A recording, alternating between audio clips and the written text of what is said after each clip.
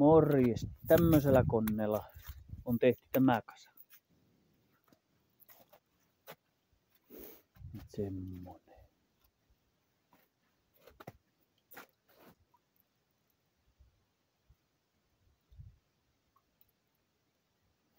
On hyvä, mutta on matala. Siitä huono, mutta mulla on tuolla kyllä mönkien pyörät ja navat on, että se, jos sitä saisi kesällä nostettua oikealle korkuudelle, niin se olisi hyvä.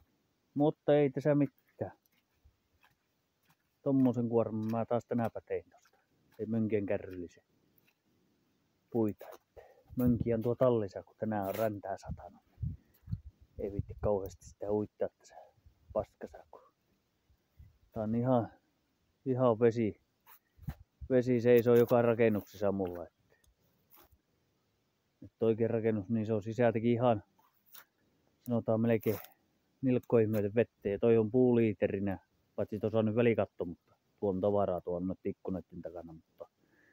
Mutta alakerrassa on puita, niin hyvä, ettei uittata on vedessä.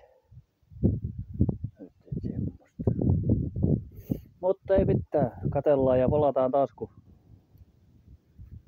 kyllä sitä puuhommaa tulee tehtyä tässä vielä, kun tuli tunne yhteenkin mettään lupaa. Mutta saa nähdä vaan millä sinne mennään, kun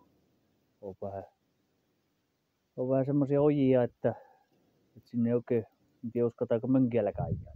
Katsotaan nyt sitä sitten. Mutta kai sieltä jotenkin saadaan pois, ei siinä mitään. Semmoista, ei mitään, katellaan. Se on moro.